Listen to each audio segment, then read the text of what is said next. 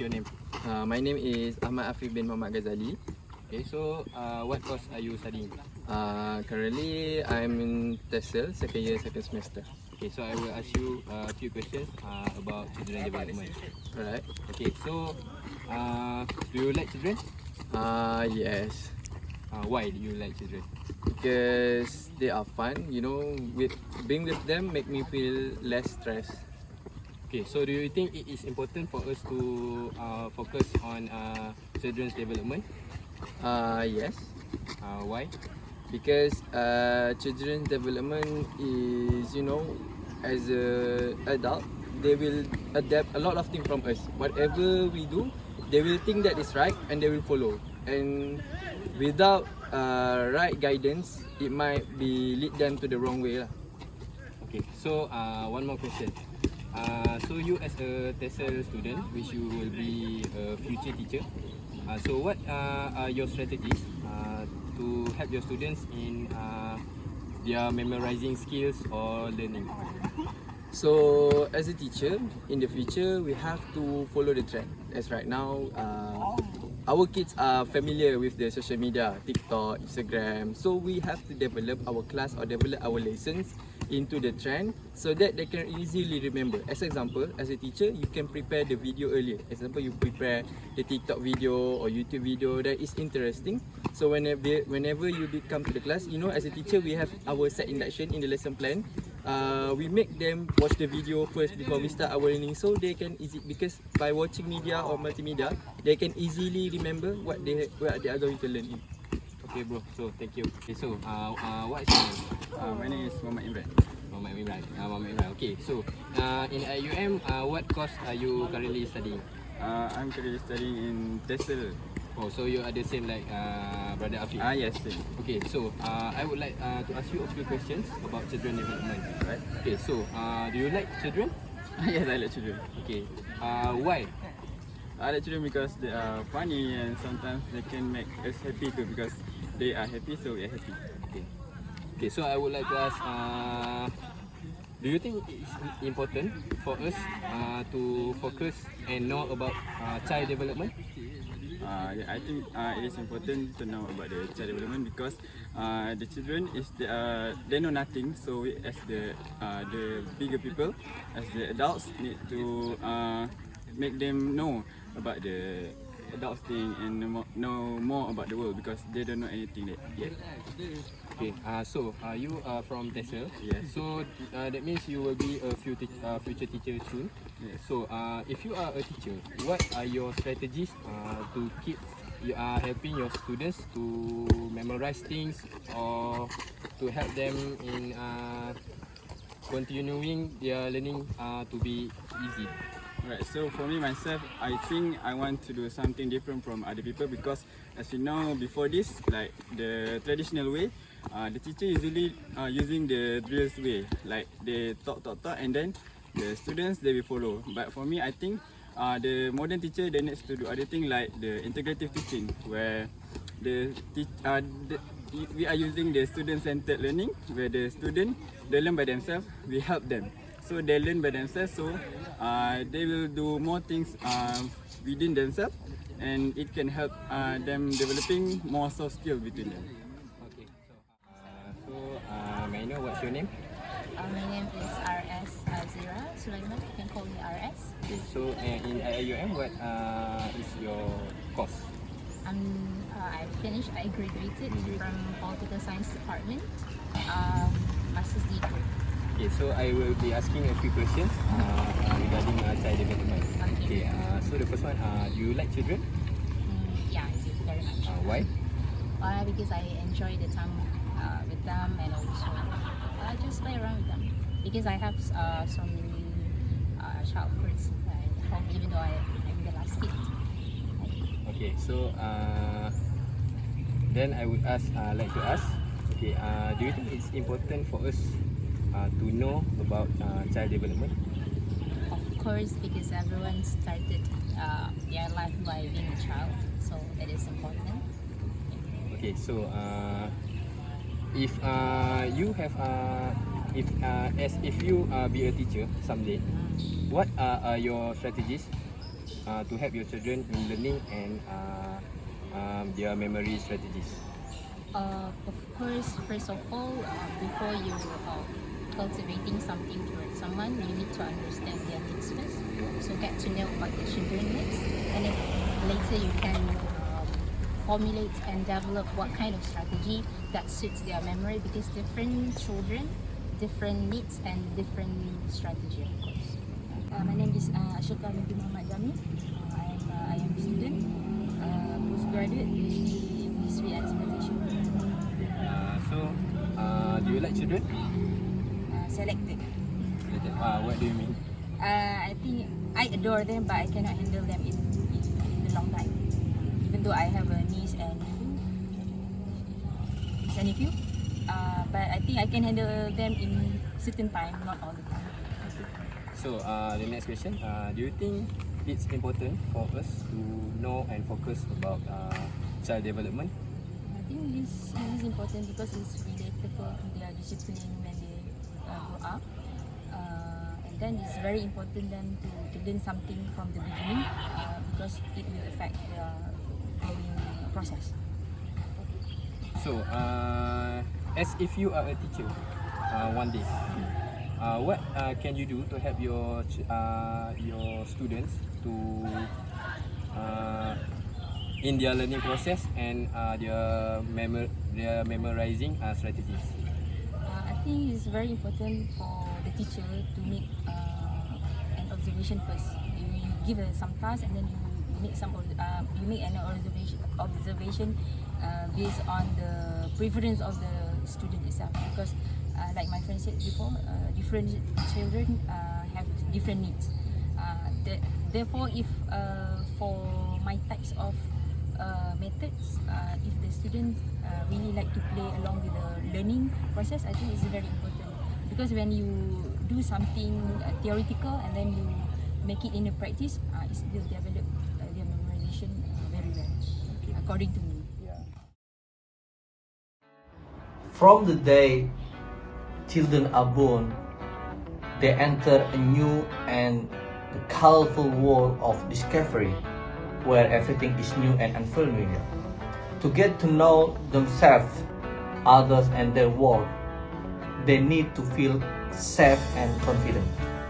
Creating rich, stimulating, engaging environment for them to explore will ensure that they are active participants in their own learning. Learning may be defined as a relatively permanent change in behavior or behavioral patterns produced by experience. Learning is a process that leads to change, which occurs because of experience and increases the potential for improved performance and future learning.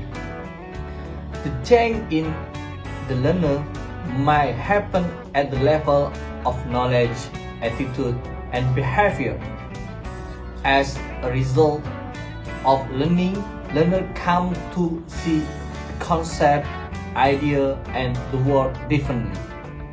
Children's brains are accustomed to being trained to store a lot of important and useful information, such as memorizing song, remembering story, and so on.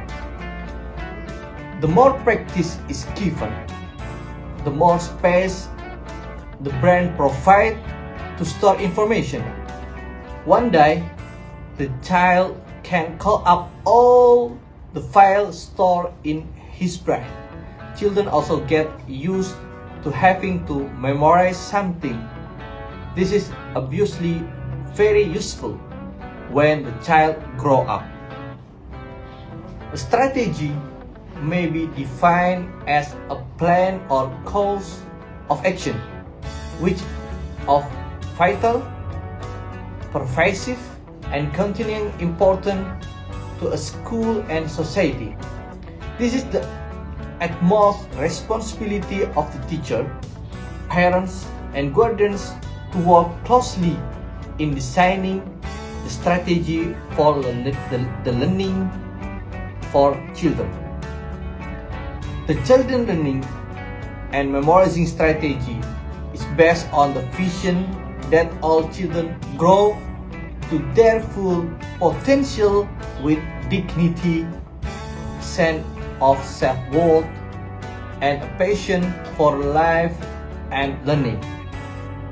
It is critical to reach this point that a holistic approach to early childhood learning and care is required, in which all elements of the curriculum function in harmony with one another. The curriculum promotes healthy development by emphasizing responsive, relative, relationship, and simulating environment and learning through play. The success of the strategy can be achieved if it can overcome all challenges and problems effectively and well. Teacher or parent must be able to differentiate strategies for different learning style or abilities. It's also important to address common challenges children face when it comes to learning and memory.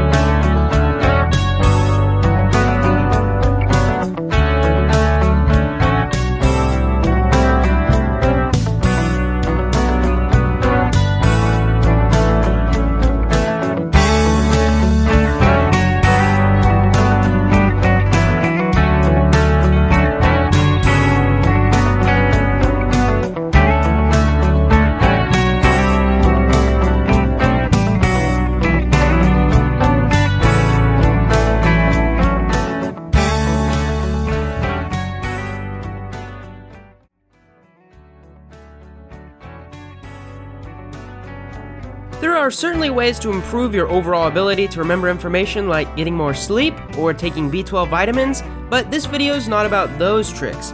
It's about a type of memory tricks called mnemonics. But what is a mnemonic? Well, mnemonics are memory tricks that can help you remember long strings of information, often in a particular order. Mnemonic devices have helped people achieve phenomenal feats in the world of memory, from memorizing 40,000 digits of pi to knowing the order of a whole deck of cards. You can use them to help you remember phone numbers, create a more secure password, or maybe one day break a world record. So let's start off with chunking. If you've watched my video explaining short-term memory, you have already heard a little bit about this mnemonic device. See, short-term memory storage can only hold 5 to 9 items of information at a time, but this storage can also hold up to 4 chunks of information. The process of chunking information is explained in the name. If you're given multiple pieces of information to memorize, chunk it up into groups. Now the groups could be based on the position in which you learn the information, similarities between the pieces of information that you need to memorize, or anything that helps you remember the information. One common example of chunking is the way that we memorize phone numbers. We split the 10 numbers into 3 chunks. First, the 3-digit area code, then the next 3 digits of the actual number, and then the last 4 digits of the number. Even if you can't normally remember 10 numbers in sequential order, you are likely to remember 3 chunks of information. Number 2 is an acronym. Now, an acronym is a simple abbreviation for a list of information that makes the phrase ordering easier to remember. So think back to your grade school days. Do you remember what PEMDAS means? Go back to even further. Preschool. What does Roy G. Biv stand for? These are examples of acronyms. See, it's not easy to remember parentheses, exponents, multiplication, division, addition, and subtraction in order on a math test when you first learned it. But PEMDAS is just one word. 10 years after your last math class, PEMDAS is likely to stick. That's the beauty of an acronym. It's a single word, or maybe a phrase, or a title, but it reveals a lot of information that you otherwise would not have been able to remember in the correct order. Let's move on to number 3. Some people don't remember PEMDAS. They remember it as, "Please excuse my dear Aunt Sally." If you were taught this trick to remember how to solve math problems, you weren't using an acronym. You were using something called an acrostic to help you remember information in an important order. An acrostic is when you turn an acronym into a sentence to increase the likelihood of recalling it by giving it just a bit more meaning. Take a moment to think of some other examples of acrostics. "Every good boy does fine" is probably familiar to people who took an elementary school music class. "My very educated mother just served us 9 pizzas" is also a great way to remember the order of the planets in our solar system from the sun. Usually, the sillier and the more unique that they are, the easier they are to remember. Now, this is also a great method in creating a secure password. Try to think of a quote from a movie that you like, one that would be easy to recall. For example, the famous line, "May the Force be with you" from Star Wars. Now that sentence is likely too long or too easy to be a password, but MTFBWU is a more random password that is easy for you to remember, but more difficult for someone to guess. If you add some numbers and another favorite quote, then the strength greatly increases. Number 4 is a memory palace. Now you might be familiar with this mnemonic if you've ever watched Sherlock Holmes. Started with the ancient Greeks, a memory palace is a virtual palace in your mind where you associate items to objects in each room. See, most people start with their childhood house or a current house because they're most familiar with it. You go around to each room and you try to pick out 4 to 5 specific objects to remember. These are called your permanent items. And then once you have those memorized and you can easily recall them, for example, let's say the 3rd item in your 2nd room, and you can do that reliably, then you can move on to associating things with each permanent item. Humans have an associative memory, which is why this technique works so well for those who invest in it. If you want to remember the order of a deck of cards, you can do it pretty easily with a memory palace. You just assign each card to an object in your house using association, and then you should be able to recall it with ease. But this mnemonic takes a lot of time and practice to develop, and it shouldn't be used for things that are time sensitive. However, it is great for knowing the order of lists that are larger than 10 items. I have a whole video coming out on this soon if you're interested, so go ahead and click that subscribe button if you aren't already. Number 5 is rhyming. Another mnemonic device that seems to work well, especially when we are children, is simply rhyming things. It works great with music too, and it works well with other pieces of information. So, when did Columbus sail the ocean blue? It was in 1492. Another example is the famous I before E except after C, even though there's like 20 exceptions to that rule. Lastly, we have number 6, which is rhythm and music. The last mnemonic I have for you guys is using music or a rhythmic beat. You might not know this, but Twinkle Twinkle Little Star and the ABC song, they have the same notes and rhythm. In fact, music is so great at helping people encode memories. I did this cool little trick on my last vacation. I went down to Florida with my sister a couple months ago, and that's when Drake's Money in the Grave song came out. I listened to that song like 20 to 40 times while I was there, and it was stuck in my head. Then we came back from vacation, and now whenever I listen to that song, I'm always reminded of the beach and the salty, dry air. You can create your own song or reword lyrics to help you memorize something, because rhythm and musical notes work very well when encoding information in your long-term memory storage.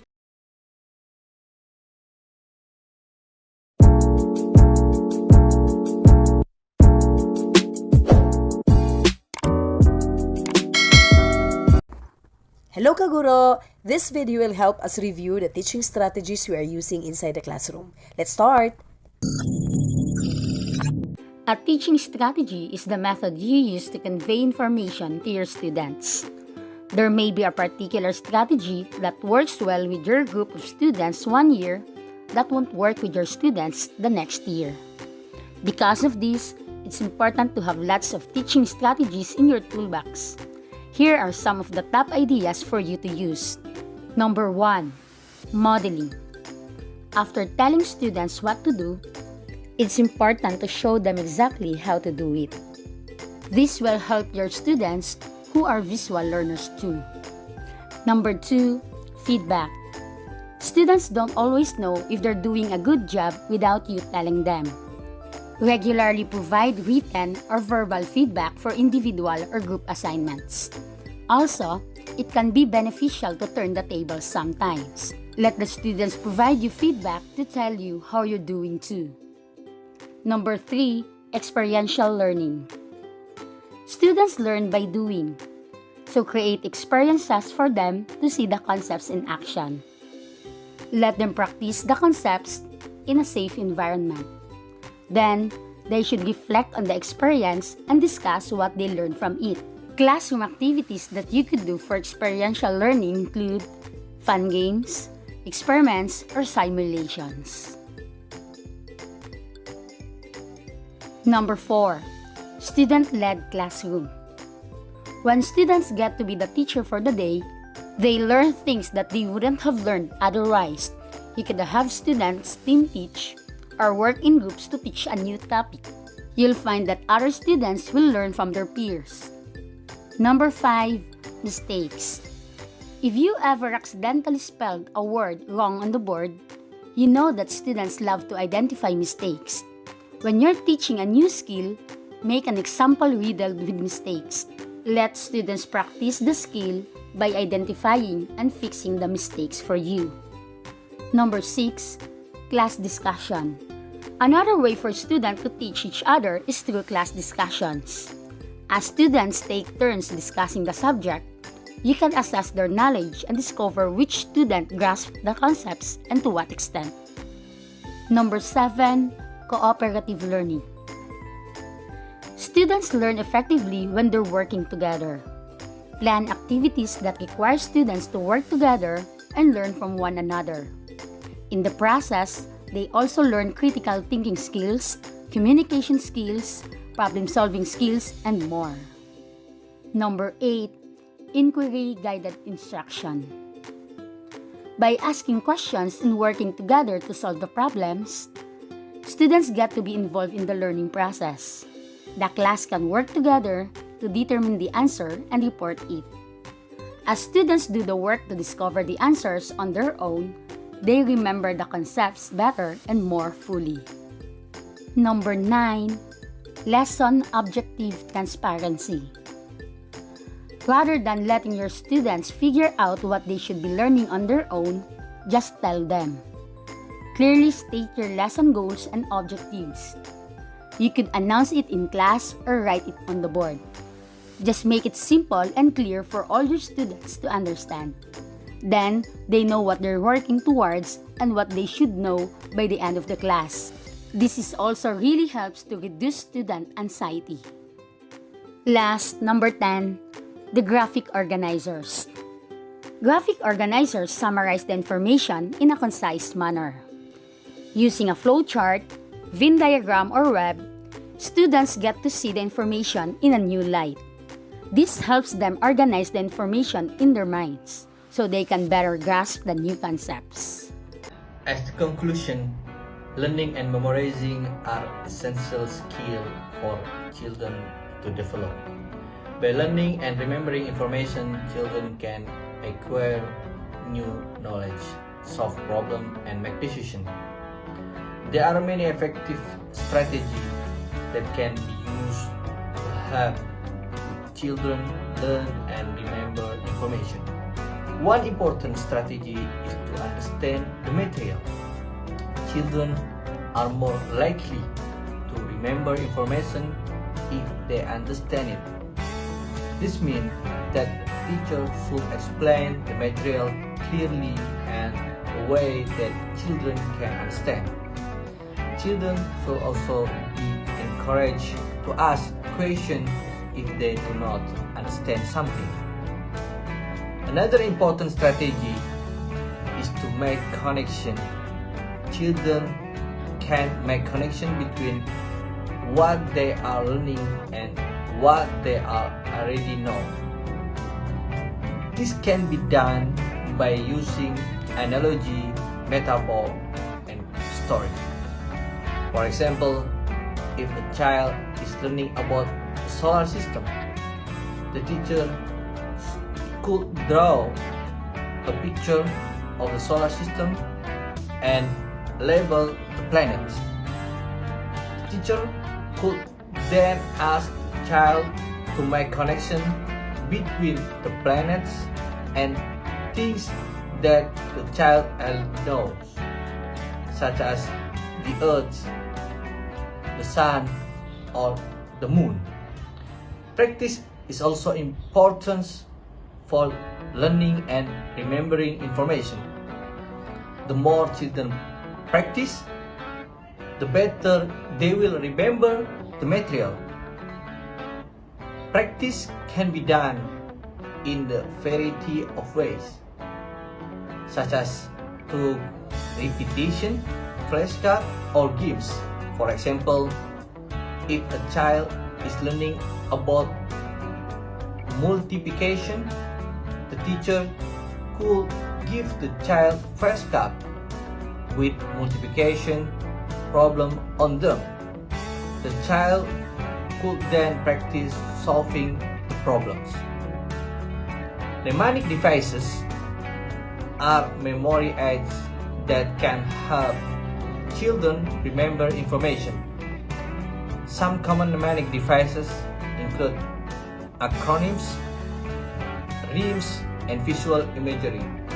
For example, the rhymes 30 days held September, April, June, and November can be used to remember the number of days in each month. And the visual image of dog chasing a cat around a tree can be used to remember the order of the planets in our solar system: Mercury, Venus, Earth, Mars, Jupiter, Saturn, Uranus, Neptune, and Pluto. It is important to differentiate strategy for different learning style or abilities. Some children may learn best by listening, while others may learn best by singing or doing. Some children may be able to memorize information quickly, while others may need more times.